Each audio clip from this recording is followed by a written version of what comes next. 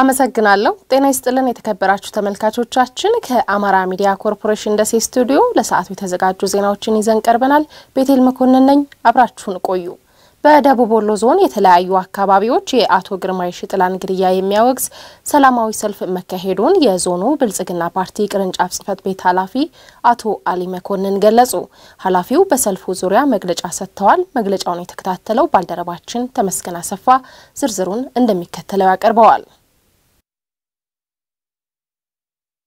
በአማራ ክልል አመራሮች ላይ በተደጋጋሚ እየተፈጸመ ያለውን ግድያ እንዲሁም ሰላምን የሚያውኩ ድርጊቶችን የሚያወግዝ ሰላማዊ ሰልፍ በደቡብ ወሎ ዞን በሚገኙ ወረዳዎችና ከተማ አስተዳደሮች ተካሂዷል በዞኑ በሚገኙ ወረዳዎችና ከተማ አስተዳደሮች በተካሄደው ሰልፍ ላይ መሪን በመግደል የሚቆም ትግል የለም የሀገር መከላከያ ሰራዊታችን የሀገር መከታ ነው ለሰላማችን ዘብን ቆማለን የሚሉና ሌሎች መልእክቶችም ተላልፈዋል ሰልፉን አስመልክቶ መግለጫ የሰጡት በብልጽግና ፓርቲ የደቡብ ወሎ ዞን ቅርንጫፍ ጽፈት ቤት ኃላፊ አቶ አሊ መኮንን በክልሉ የሚታዩ ችግሮች በውይይት እንዲፈቱ ሰፊ ስራዎች የተከናወነ መሆኑን ገልጸዋል በዞኑ የተካሄደው ሰላማዊ ሰልፍ ህዝቡ መሪዎቹ ላይ የሚደረገውን ግድያ እንደማይቀበለው ማሳያ መሆኑንም ገልጸዋል ይሄ ጉዳይ አንድ ቦታ ላይ ካልቆመ በስተቀር የአማራን ህዝብ ከፍተኛ የሆነ ትርምስና አልቂት ውስጥ ሊያስገባ የሚችል ድርጊት ስለሆነ ይሄ ድርጊት ትክክል አይደለም መቆም አለበት ተገቢም አይደለም ልዩነት ያላቸው ኃይሎች ካሉ ይሄ ልዩነታቸውን በሰለጠነ መንገድ በ21ኛው ክፍለ ዘመን በውይይትና በንግግር እና በመካከር ልዩነቶችን ማጥበብ የሚቻልበት እድል ስላለ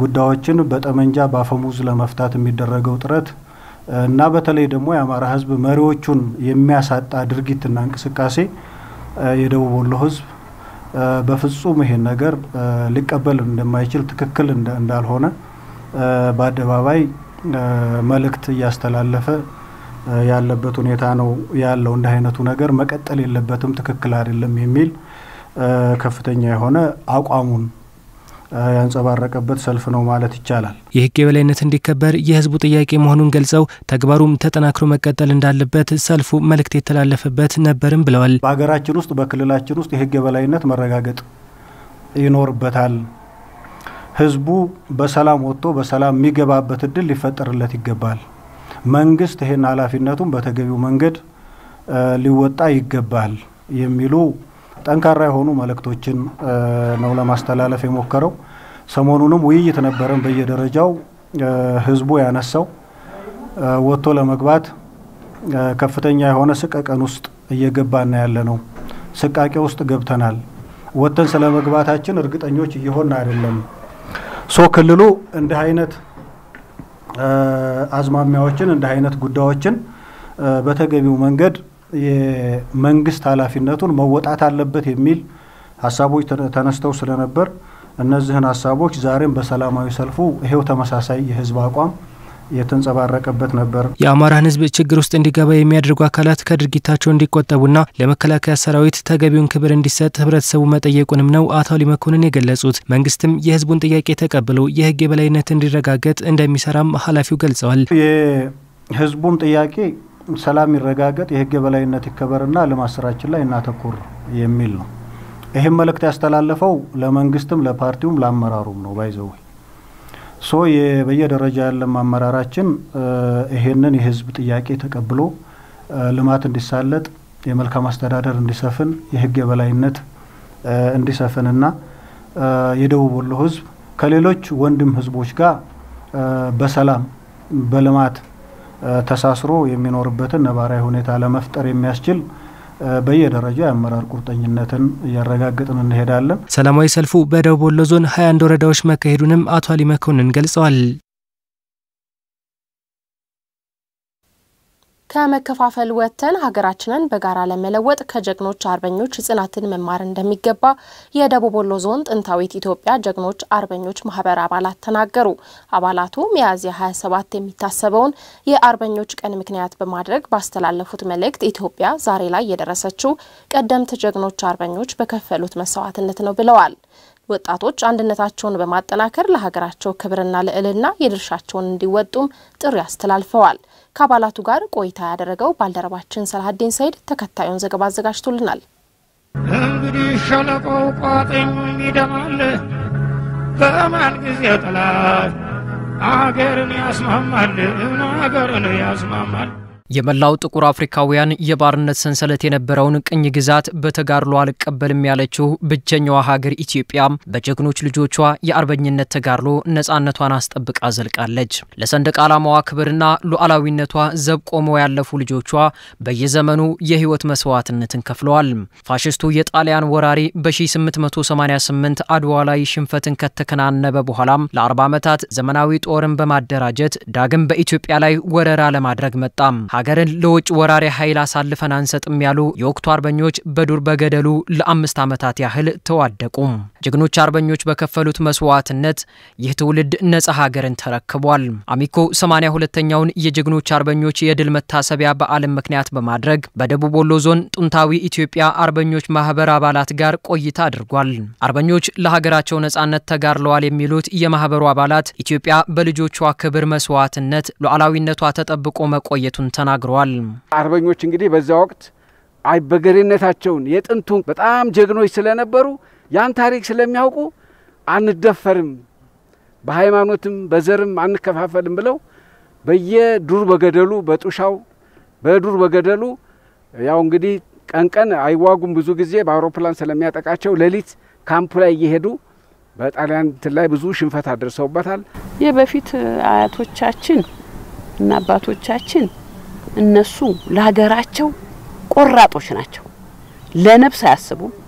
በዛን ሰዓት ልጄ ሚስቴ ሳይል ነው አገሩን ሊያስከብሩት የሚሄዱት። ጫማ የላቸውም በእግራቸው። ስለዚህ ስንቃቸውን አዝለው በእግራቸው ተዋግተው አገራቸውን በጣም ለሀገር ፍቅር አላቸው። በጣም በኃይለ ሥላሴ ዘመነ መንግስት በ1928 ዓመተ ምህረት ወረራ ሲያደርግ አባቶቻችን እንደገና አስፈላጊውን መስዋዕት ከፍለዋል።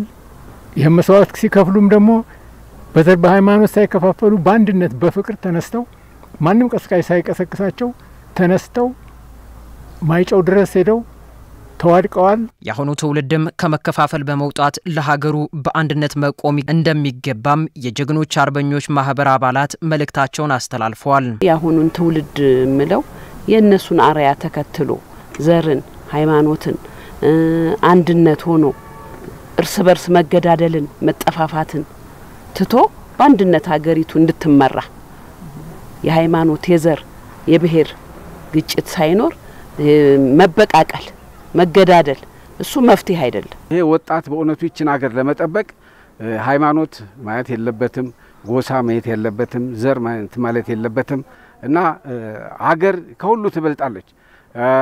ሰው ቢሞት ቢለቀስ በሀገር ነው፣ በደስታም በሀገር ነው። ሀገር ከሌለ ኪሴ እንኳን ያዝኩትን ገንዘብ መብላት አልችልም። ይሄ ወጣት አሁን ማድረግ ያለበት ምንድነው? የቅድመ አያቶችን ከጥንት ጀምሮ የኢትዮጵያን ታሪክ ማወቅ አለበት ማለት ነው። ያሁኑ ትውልድ የአያቶቹንና የአባቶቹን አርአያ በመመልከት አንድነቱን አጠናክሮ በፍቅር በአንድነት በዘር ሳይከፋፈል አገሩን የመጠበቅና አንድነቷን ሉዓላዊነቷ እንደተከበረ እንድትኖር አገሩን እየጠበቀ አገሩን ማልማት አለበት የሚል ዓላማ አለኝ። አጥንታቸውን ለከሰከሱና ደማቸውን ላፈሰሱ ጀግኖች አርበኞች ሚያዝያ 27 ቀን በየዓመቱ ታስበው የሚውሉበት የድል ቀን ነው። የተከበራችሁ ተመልካቾቻችን ከአማራ ሚዲያ ኮርፖሬሽን ደሴ ስቱዲዮ ለሰዓቱ የተዘጋጁ ዜናዎቻችን አሁንም ቀጥለዋል። አብራችሁን ቆዩ። በተፈጠረላቸው የስራ ዕድል ውጤታማ መሆናቸውን አስተያየታቸውን ለአሚኮ የሰጡ የኮምቦልቻ ከተማ ወጣቶች ተናገሩ። ከ11000 በላይ ለሚሆኑ ወጣቶች የስራ ዕድል መፍጠሩን የገለጸው የከተማ አስተዳደሩ ስራና ስልጠና መምሪያ በቀጣይ ወራት ተጨማሪ የስራ ዕድል ለመፍጠር እየሰራ መሆኑን አስታውቋል። አበሻነን ላይ ተጨማሪ አለው። መኪያ ሁሴን ለረጅም ዓመታት አረብ ሀገር ቆይታ ወደ ሀገሯ ከተመለሰች 5 ዓመትን አስቆጥራለች። መኪያ አረብ ሀገር ስትቆይ ብዙ መከራን አሳልፋለች። መኪያ ከጓደኞቿ ጋር በመሆን በኮምቦልቻ ከተማ በቦርከና ክፍለ ከተማ በአነስተኛና ጥቃቅን ተደራጅታ በሀገሯ ሰርታ ልትለወጥ ትልቅ ተስፋ ሰንቃ እየሰራች ትገኛለች። መኪያ ፋጡማና ጓደኞቻቸው ይባላል። አልহামዱሊላህ በቅርብ ቀን እንግዲህ ስራ ጀምረናል። ለጊዜው አሁን በዶሮ እርባታ ነው። በቀጣይ ግን ብዙ ነገር መስራት አላማ ፕሮግራም አለን ኢንሻአላህ። እዚህ ሀገራችን ግን ብዙ የስራ ዕድል ባለመፈጠሩ ብዙ ሰው ይበሳጭና ተመልሶ አረብ ሀገር ሊሄድ ይላል። ተስፋ ባለመቁረጥ እስካሁን በተስፋ እስካሁን ድረስ እኔ ራሱ በተስፋ ነበር ያለው ከዚህ በኋላ አሪፍ ተስፋ ይኖርናል ደግሞ ይበለጣ ልክ እንደ መኪያ ሁሉ በኮምቦልቻ ከተማ የሚገኙ ወጣቶች በተፈጠረላቸው የሥራ ዕድል የተሻለ ህይወት ለመምራት ተግተው እየሰሩ ነው አሁን 7 ወር 800 የሚሆኑ ዶሮች ነው ያሉን ከዛ በላይ በዚህ ስራ ማቆም አልፈልግም ኖርማሊ እኔ በግሌም ቢሆን በ2013 ከኮምቦልቻ ኢንዱስትሪያል ኮሌጅ በአውቶሞቲቭ ተመርቀናል እና ተመርቀን ካለንበት ሰዓት ስራ በፍለጋ ላይ ነበር ስራ አላገኘንም ነበር በዛ መሃል በቀበሌ ተመዝግበን የመስሪያ ቦታ ተሰጥቶናል ለዚህ እንደምታዩት ኮስቢ አካባቢ ነው የሚባለው የመስሪያ ቦታ ኮንቴነሮች ተሰጥተውናል የቦርከና ክፍለ ከተማ ዋና ስራ አስፈጻሚ አቶ ደሳለኝ እጅጉ በዘንድሮ ዓመት ከ75% በላይ የሥራ ዕድል ፈጠራ እቅዳቸውን ማሳካት በመቻላቸው በወጣቶች ዘንድ ተነሳሽነትና ተስፋ መፍጠር መቻሉን ይገልጻሉ በዞን ደረጃ የተሰጠን እቅድ 4500 አካባቢ ነው ከቅድ በላይ ነው ለየታው ያ ማለት በጣም ከፍተኛ ሆነ ሰፊ ሆነ ስራ አጥነት አለ ማለት ነውና እሱን ካደረግን በኋላ እስከ 9ኛ ወር ድረስ የዚህን 75% ስራ ዕድል ለመፍጠር ችለናል በበጀት ዓመቱ ከ11000 በላይ ለሆኑ ስራ ፈላጊ ወጣቶች የስራ ዕድል መፍጠር ችለናል ያሉት ኮምቦልቻ ከተማ አስተዳደር ስራና ስልጠና መምሪያ ምክትል ኃላፊ ወይዘሮ ሸዋዬ ታደሰ ይህም የቅዳቸው 66% መሆኑን ተናግረዋል በዘንድሮ ዓመት ወደ 1156 አካባቢ ኢንተርፕራይዝን መሰረታለን ተብሎ እቅድ ይዘናል ከነዚህ ውስጥ ወደ 560 አካባቢ የሚሆኑት ፈጥረንላቸዋል እነዚህን ጠቅላላ በድጋፉ ማዕቀፎች እቅዳችን በዘንድሮ ዓመት 16356 ነው ምን መሰረታቸው ኢንተርፕራይዞችን ጨምሮ በቋሚም በጊዜው እቅዳችን ማለት ነው ከነዚህ መካከል ውስጥ ለ11030 የስራ ዕድል በቋሚም በጊዜው የስራ ዕድል ፈጥረንላቸዋል በቀሪ ወራት ለተጨማሪ ስራ ፈላጊዎች የስራ ዕድል ለመፍጠር አዳዲስ ሼዶች እየተገነቡ መሆኑን ያስታወሱት ኃላፊዋ እቅዱን ለማሳካትም ከባለድርሻ አካላት ጋር በቅንጅት እየሰሩ መሆኑን ገልጸዋል በዘንድሮ ዓመት ወደ 13 ክላስ ያለው ወደ 15 ሚሊዮን ብር የሚፈጅ ሼዶች ግንባታቸው እየተጠናቀቀ ነው ያለው የተወሰነ መብራትና ከመሰረተ ልማት ጋር የሚቀረው አለ ያንን እንግዲህ በያዝነው ወር እንጨርሳለን ብለን ታሳቢ አድርገን እየሰራና ያለው እሱ እንትን ሲል እዛ ጋር የሚገቡ ኢንተርፕራይዞች አሉ በስራቸውም ተጠቃሚዎችን ስለሚያካትት ማለት ነው እዛ ጋር ተያይዞ የስራ ዕድሉን እየጨመረ ይሄዳል በሳምንት ቢያንስ እያንዳንዱ ክፍለ ከተማ ወይ ማዕከል ሁለት ኢንተርፕራይዞች መፍጠር አለባቸው ተብሎ የተቀመጠ አቅጣጫ አለ በዛ መሰረት ማዕከሎችና ክፍለ ከተሞች ይሄንን ዳይሬክሽን ይዘው እየሰሩ ነው ቀጣይ የተሻለ ስራ እንሰራለን ብለን ነው የምናስበው በኦቲዝም ታማሚ ህጻናት ላይ በማህበረሰቡ ያለው የተሳሳተ አመለካከት ሊስተካከል እንደሚገባው በደሴ ከተማ በሚገኘው ረዋን የኦቲዝም ማዕከል ልጆቻቸውን ያስገቡ ወላጆች ተናገሩ። የኦቲዝም ታማሚ ህጻናትን ወደ ትምህርትና ማገገሚያ ማዕከላት መውሰድ እንደሚገባ የደሴ ከተማ ሴቶች ህጻናትና ማህበራዊ ጉዳይ መምሪያ ገልጿል። የኦቲዝም ቀን በደሴ ከተማ እቴጌ መነን አንደኛ ደረጃ ትምህርት ቤት ታስቦ ውሏል። ጀማል ኢማም ዝርዝር ዘገባ አለው። ወይዘሮ ኢማን መሐመድ የረዋን ኦቲዝም ማዕከልን በደሴ ከተማ በማቋቋም 30 የኦቲዝም ህመምተኛ ህጻናትን በመንከባከብና በማስተማር ጊዜዋን ታሳልፋለች። ለዚህ ስራዋ ደግሞ ከሀገር ውስጥና ከውጭ የሚኖሩ ሀገር ወዳድ ኢትዮጵያውያን ድጋፍ ያደርጉላታል። ወደዚህ ስራ ለመግባት ያነሳሳት ምክንያት እንዲህ ታስታውሳለች። ረዋን ትባላለች። የመጀመሪያ ልጄ ናት። ልጄን የወለድኳት ውጭ ነው። ኢትዮጵያ ከመጣች በ5 ዓመቷ ነው ያወቅኩት ኦቲዝም መሆኗን። ግን እሷን በጣም ሰራለው እሷ ላይና እሷ ተቀየረች። ግን ከሷ በለጠ በሌላ ልጅ ነው የተነሳሁት። አንዲት እናት ልጇን በሰንሰለት አስራ የቀን ስራ ምሰራ በሷ ልጅ ነው የተነሳሁት። የኦቲዝም ቀን በዓል በደሴ ከተማ በእቴጌ መነን የመጀመሪያ ደረጃ ትምህርት ቤት ሲከበር ያነጋገርናቸው ወላጆች አጋጣሚውን አግኝተው ወደ ረዋን የኦቲዝም ማዕከል የመጡ ህጻናት ቢኖሩም ዛሬም ግን በየጓዳው በህመሙ መሰቃየታቸው ሳያንስ በማህበረሰቡ የግንዛቤ እጥረት በኦቲዝም ታማሚ ልጆቻቸው ሳቢያ የስነ ልቦና ስብራት የደረሰባቸው ወላጆችን አግኝተናል። የቤተሰብ ልጅ ሳይ የወንድም የሲስተር ልጆች ባዩ ሰዓት ያንቺ ልጅ ብቻ ነው ከቤተሰብ እንደዚህ ሆነ እና በቃ የኃጢአት እንትን ነው እየተባልኩኝ ያለው በዛ ጎረቤት በኪራይ ቤት መከራ ያየው በየተሰቃየው ነው ያለው። ከልጆች ጋር ራሱ እንዳይጫወቱ ልተብየ ነበር። ስለዚህ ግን አሁን አልহামዱሊላህ ሁሉም እየገባቸው ነው። ማንንም ሰው እየቀረባቸው ነው። ስለዚህ አሁን ደግሞ ወደ ደጅ እየወጡ ስለሆነ እጅግ በጣም ጥሩ ነው። ምርዋን ማዕከል መከፈቱ በተለይ ደሴ ላይ የለም እና እንደዚህ ተብዬ ተገልል ሁሉ ነበር ከሰው ማለት ነው። ኦቲዝም በህፃናት ላይ የነርቭና የእድገት ክትትል ላይ ከፍተኛ ችግር የሚፈጥር ሲሆን የልጆችን ከሰው ጋር የሚያደርጉትን ግንኙነትና የመግባባት ችሎታ አሊያም ክህሎት የሚጎዳ የህመም አይነት ነው።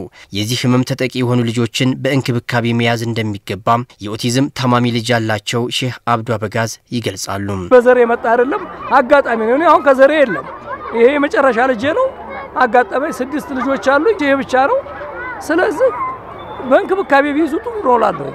አላህ ጋር አጅር ስላላቸው ማለት ነው። ለአመታት ከህብረተሰቡ የሚሰነዘርባትን ትችት በመፍራት ልጇን በማሰር አመታትን የገፋች እናት ዘይነባ ሰይድ ልጆችን ወደ አደባባይ ማውጣት ይገባል የሚል መልእክት አላት። እኔ አስሬ ነበር የምኖረውና እንዳይታሰሩ እንዳይዘጉ ይውጡ በቃ ወደ አደባባይ መውጣት አለባቸው። መናገር ብቻ ስለማይችሉ ነው እንጂ መስማት ይችላሉ፣ መናገር ግን አይችሉም። የደሴ ከተማ አስተዳደር ሴቶች ህጻናትና ማህበራዊ ጉዳይ መምሪያ ኃላፊ ወይዘሮ ምሳዬ ከድር በአንዳንድ የማህበረሰብ ክፍሎች በኦቲዝም ታማሚ ህጻናት ላይ የሚስተዋለው ያልተገባ እይታ ተስተካክሎም ወደ ማዕከላት ታዳጊዎች ሊመጡና እንክብካቤ ሊያገኙ እንደሚገባ ተናግረዋል። የኦቲዝም ጥላ ስር ያሉ ህጻናትን በዋናነት ከእርግማን ጋር ከቁጣ ጋር ከመንፈስ ጋር እንደ የማገናኘት ነገሮች አሉ። እሱ እንዳልሆነ ማህበረሰባችን አውቆ የተለያዩ ድጋፍ እንዳገኙ ማህበረሰባችን በዚህ ልክ ተገንዝበው በየአካባቢው ያሉ ህጻናትን ወደ ማዕከሉም እንዲያስገባልን ጥሪ ለማቅረብ እንወዳለን። የተከበራችሁ ተመልካቾቻችን ከአማራ ሚዲያ ኮርፖሬሽን ደሴ ስቱዲዮ ለሰዓቱ የተዘጋጁ ዜናዎቻችን የእስካሁኖቹ ነበሩ። ስለተከታተላችሁ እናመሰግናለን። ቤቴል መኮንን ነበርኩ። ጤና ይስጥልኝ።